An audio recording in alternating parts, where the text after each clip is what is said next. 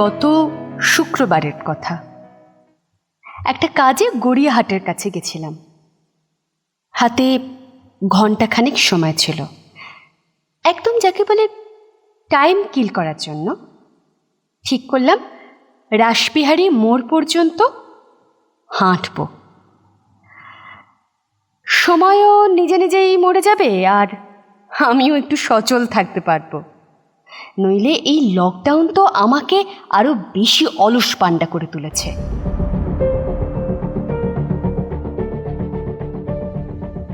এক সপ্তাহ পরে আজও নিজেকে সৌভাগ্যবতী মনে হচ্ছে। ভাগ্যিস সেদিন হাঁটছিলাম,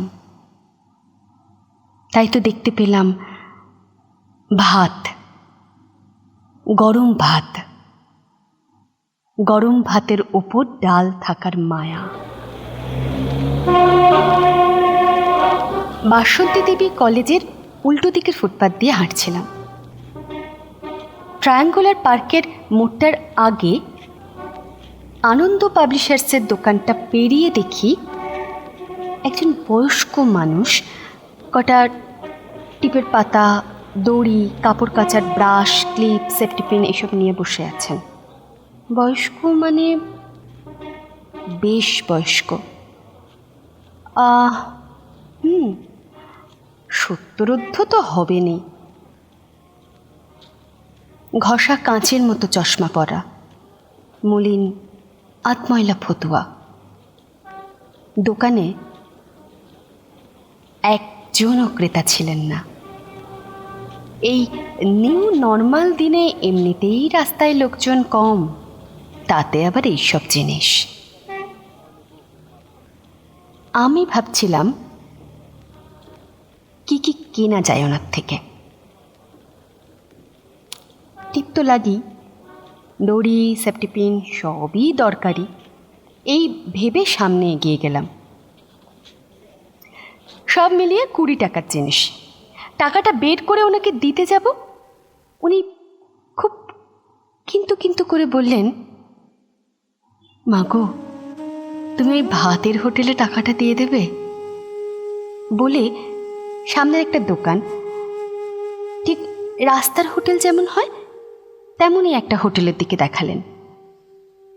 আমি অবাক হয়ে জিজ্ঞেস করলাম, কেন দাদু, তুমি নেবে না? উনি একটু চুপ করে রইলেন, তারপর বললেন, কাল খেয়ে টাকা দিতে পারিনি, তাই আজ তুমি প্রথম কাস্টমার মা। বাজার খারাপ, জানি না আর কেউ আসবে কিনা। আগে কালকের ভাতের ধারটা শোধ হোক। ঘষা কাচের চশমা আর ঠিকরে আসা জীবন দর্শন, ধার শোধ, ভাতের ধার শোধ। সেই দোকানটিতে যাবার পর দোকানের রাঁধুনি মাসি একটু হাসলেন, তারপর টাকাটা নিয়ে বললেন, দাদু এইরকমই, আগে তাও খাবারের টাকা 2-1 দিন না দিয়েও থাকতেন।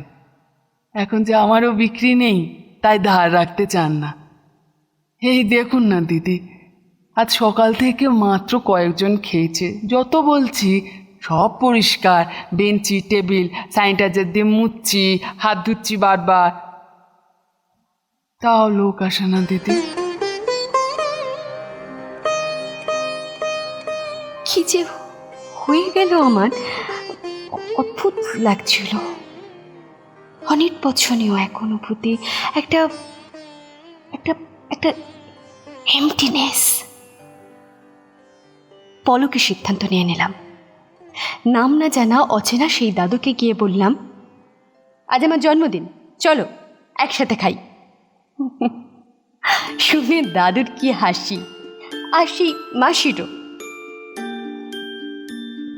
সবুজ কলা পাতা, সাদা গরম ভাত আর হরিদ্রাভ ডাল, পাশে একটু নুন, লেবু, কাঁচা লঙ্কা।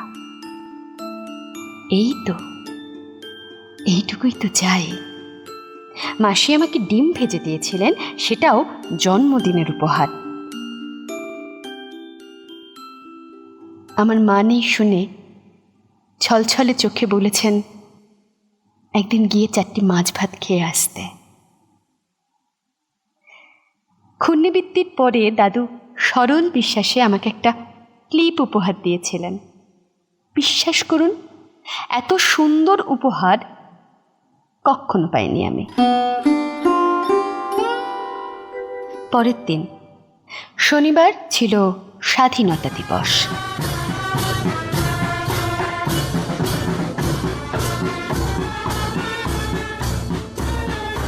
এক বিশিষ্ট ফেরার ব্যক্তিত্ব টুইট করে হ্যাপি ইন্ডিপেন্ডেন্স ডে জানিয়ে ট্রোলড হলেন আবার।